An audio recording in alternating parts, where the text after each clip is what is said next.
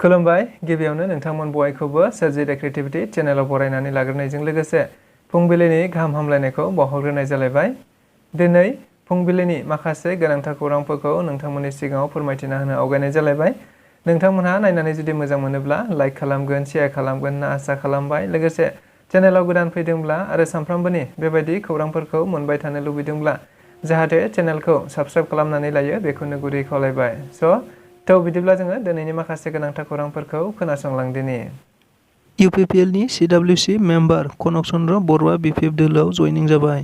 मिथिनो मोननाय बायदिब्ला आथिखालाव फैबाय थानाय 2024 मायथाइयाव जानो गोनां एमपिपि सायख'थिखौ नोजोर बोनानै गुबुन गुबुन सोद्रोमा आरो दैदेनगिरिफोराबो गावबागाव राजखान्थि दोलोफोरखौ सायख'बाय थानायखौ नुनो मोनबाय थानाय जादों, जेराव सासेया सासे राजखान्थि दोलोफोरखौ गारै गारै गुबुन मोनसे राजखान्थि दोलोआव जयनिं जाबाय थादों। नंगौ, बेबायदिनो मैयाबो आरोबाव सालबारि जिल्लानि सिङाव थानाय इउपिपिएलनि सिडब्लिउसि मेम्बार कनक चन्द्र बर'आ बिपिएफ दोलोआव जयनिं जाबाय होनना मिथिनो मोननाय जादों। लोगोसे बिथाङा बिपिएफ दोलोआव जयनिं जाखांनायनि उनाव थारैनो इउपिपिएल राजखान्थि दोलोनि सायाव गोबांथार अजद होनायखौ नुनो मोननाय जादों, जेराव बिथाङा बुंथिनाय बायदिब्ला थारैनो प्रमद बर' दैदेननाय इउपिपिएल सरकारा रादाय होनाय बायदि मोनसेबो खामानि मावनो हायाखै। अदेबानि बिथांमोनहा रायजो राजाफोरनो जेरैबायदि खोथा होदोंमोन मोनबो खामानि मावनो हायाखै। लोगोसे रायजो राजाफोरनि थाखाय जेबो जौगाथाय खामानि मावनो हायाखै, जायखौ नोजोर बोनानैनो दायो इउपिपिएल राजखान्थि दोलोजों सरकाराव थानानैबो जुदि जेबो लाब जायाब्ला अब्ला बेखौ माब्रै थाबाय थानो होननानै बिथांमोनहा बिपिएफ दोलोआव जयनिं जादों होननानैबो बुंथिनानै होनायखौ नुनो मोननाय जादों। क'क्राझाराव बिटिआर टेट क्वालिफाइड एस'सिएशननि मोनसे खौरांगिरि मेल। बिथांमोनहा थारैनो आथिखाल बिटिआर सरकारा माखासे फोरोंगिरिफोरखौ आयेन बेरेखायै एडभार्टाइजमेन्ट नटिफिकेसन गैयागारानो साख्रियाव थिसनथाइ होगासिनो दङ। नंगौ, बे बाथ्राखौ बुंथिनानै होदों बिटिआर टेट एस'सिएशननि मानगोनां बिबानगिरि बिथांमोनहा। मिथिनो मोननाय बायदिब्ला आथिखालाव बिटिआर टेट क्वालिफाइड एस'सिएशना गोबां समाव बायदि हाबाफारि लानानै गावसिनि दाबि दावाफोरखौ दिखांबोबाय थानाय जादों, जेराव बिटिआर स्पेसियेल टेट खुंनाया थांनाय 6 दाननिबो बारलांबाय, नाथाय सासेबो केन्डिडेटफोरखौ आथिखालाव साख्रियाव थिसनथाइ होनाय जायाखै।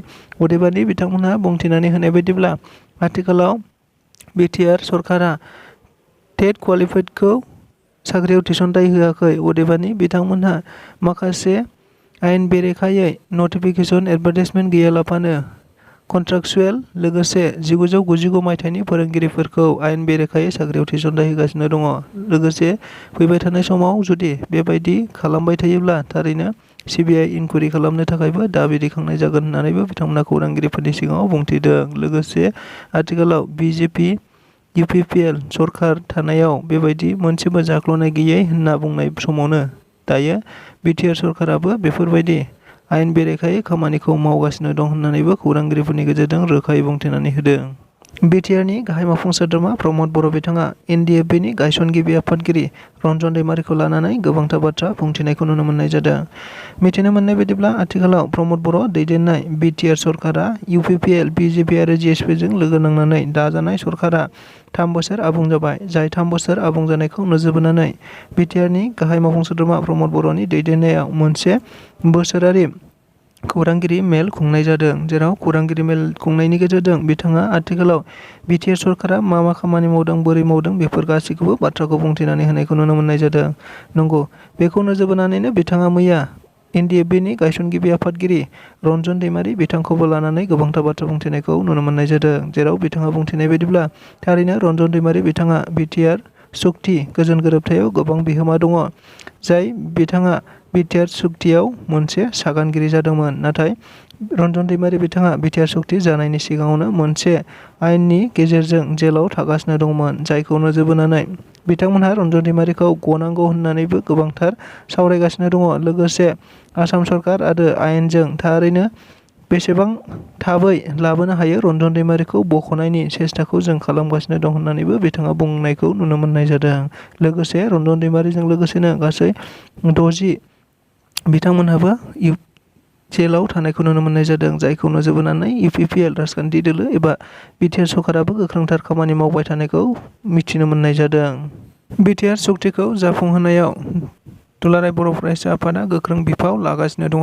बाथ्राखौ बुंथिनानै होदों दुलाराय बर' फरायसा आफादनि मानगोनां लोगो आफादगिरि खोरोमदाव औवारी बिथाङा। मिथिनो मोननाय बायदिब्ला मैया क'क्राझार जिल्लानि सिङाव थानाय आमिनपारा गुदि फरायसालिनि गेलेग्रा फोथाराव 16 डिसेम्बर खालि सानसेनि मेहेरगोनां हाबाफारि लानानै पाटगाव दख'रा दुलाराय बर' फरायसा आफादनि खुंगा 41थि थान्दै जख'न्थाइ हाबाफारियाव बाहागो लानानै बे बाथ्राखौ बुंथिनानै होदों मानगोनां लोगो आफादगिरि बिथाङा। मख'नो गोनांदि दुलाराय बर' फरायसा आफादा आथिखालाव बिटिआर सुक्तिखौ नोजोर बोनानै गुबुन गुबुन समाव गुबुन गुबुन बायदि हाबाफारि लानानै सरकारखौ नारसिनबोबाय थानायखौ नुनो मोनबाय थानाय जादों, जेराव 2024 मायथाइयाव जानो गोनां एमपि बिसायख'थिनि सिगांनो बिटिआर सुक्तिनि मोनफ्रोमबो दफाखौ मावफुंथारनांगौ होननानै बिथांमोनहा दाबि दैखांबाय थादों। लोगोसे मावफुंनाय जायाब्ला गोख्रोङै सोमावसारफिनगोन होननानैबो बुंथिबाय थादों। नंगौ, बेखौ नोजोर बोनानैनो मैया बिथां लोगो आफादगिरि खोरोमदाव औवारी बिथाङाबो रायजो राजाफोरनि सिगाङाव बिटिआर सुक्तिखौ मावफुंनायनि थाखाय दुलाराय बर' फरायसा आफादा गोख्रों बिफाव लागासिनो दं होनना मिथिनो मोननाय जादों। थारैनो मख'नो गोनांदि मैयानि बे हाबाफारियाव गुबैयै दुलाराय बर' फरायसा आफादनि मानगोनां लोगो आफादगिरि बिथांजों लोगोसे क'क्राझारनि एमएलए लरेन्स इस्लारि बिथाङाबो हाबाफारियाव बाहागो लादों होनना मिथिनो मोननाय जादों। जिल्ला 14 नं सेरांदुवार बियाबनि सिङाव थानाय दादगिरियाव बिपिएफ राजखान्थि दोलोनि मोनसे गेदेरथार जयनिं हाबाफारि।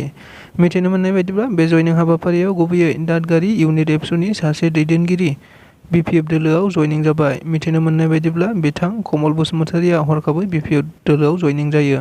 लोगोसे बिथाङा बिपिएफ दोलोआव जयनिं जाखांनायनि उनाव खौरांगिरिफोरनि सिगाङाव बुंथिनाय बायदिब्ला आथिखालाव इउपिपिएल राजखान्थि दोलोआ जेबो आदर्श गैया। प्रमद बर' बिथांनि दैदेननाय राजखान्थि दोलोआ जेबो रायजो राजाफोरनि थाखाय खामानि मावनो हायाखै। लोगोसे बिथाङा खोथा होनाय बायदि मोनसेबो हाबाफारिखौ दायो मावफुंनो हायाखै। जेरैबायदि बिथाङा 35 बोसोर एनडिएफबिफोरा सोमावसारनानै लोगोसे दुलाराय बर' फरायसा आफादाव थानानै सोमावसारनायनि उनावबो रायजो राजाफोरनि जेंनाफोरखौ मोनसेनि उनाव मोनसे सुद्रायलांबाय थागोन होननानै बिथांमोनहा खोथा होनाय बायदि दायो जेबो खामानि मावनो हायाखै होनना बिथाङा गोख्रोंथार आथिखालाव बिटिआरनि गाहाय मावफुं सोद्रोमा प्रमद बर' बिथांनि दैदेननाय सरकारखौ थांखिनानै अजद होनाय जादों। लोगोसे मख'नो गोनांदि बे हाबाफारियावनो गुबैयै बिथां कमल बसुमतारिजों लोगोसे दुलाराय बर' फरायसा आफादनि गासै 7 बारग' दैदेनगिरि लोगोसे बारग' एनडिएफबिफोरजों लोगोसे 50 निबो बांसिन रायजो राजाफोरा बिपिएफ दोलोआव जयनिं जादों होनना मिथिनो मोननाय जादों। धेकियाजुलि टाउनाव सासे गलादारा माखासे सानै गथ' उन्दै गथ'फोरखौ मबाइल खावनायनि अजद होनानै पुलिसनि मोखाङावनो बुदोंमोन, जाय जाथायखौ लोब्बा लाखिनानै मैया पुलिसफोरा थारैनो बे गलादारखौ हमनाय जाबाय।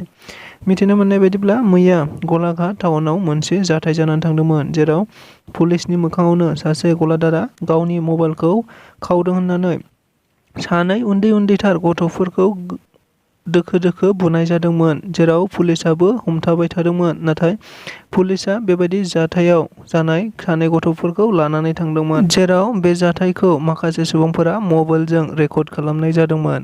उनाव खौराङा समाजारि बिजोङाव गोसारनायखौ नोजोर बोनानै गुबुन सोद्रोमाफोरा आथिखालाव बिथांनि सायाव गोबांथार बायदि अजद होबाय थानायखौबो नुनो मोनदों। थारैनो बेबायदि सन्देह खालामनानै एफाबां उन्दै गथ'फोरखौ बुनाया थिग जायाखै होननानै गोबाङानो अजद होदों एबा हमनांगौ होननानै दाबि दैखांदोंमोन। थारैनो बेखौ नोजोर बोनानैनो मैया धेकियाजुलि पुलिसा थारैनो गलादार जादु शर्मा मुंनि बिथांखौ हमनाय जाबाय होनना मिथिनो मोनदों।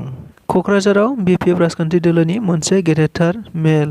लोगोसे 976 इउपिपिएल, बिजेपि आरो गुबुन दोलोनिफ्राय सोद्रोमाफोरा जयनिं जाफैदों होनना मिथिनो मोननाय जादों।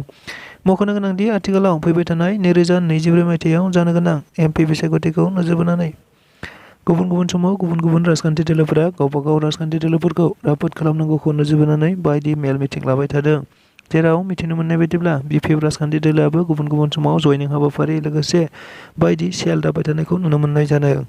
नंगौ, बेबायदिनो मैयाबो आरोबाव क'क्राझाराव मोनसे गेदेरथार मेल खुंनाय जादोंमोन, जेराव बिपिएफ राजखान्थि दोलोनि गाहाय हाग्रामा महिलारि बिथांनि नुजाथिनायाव गासै 976 गुबुन जेरै इउपिपिएल, बिजेपि आरो गुबुन राजखान्थि दोलोफोरनिफ्राय जयनिं जाफैदों होनना मिथिनो मोननाय जादों।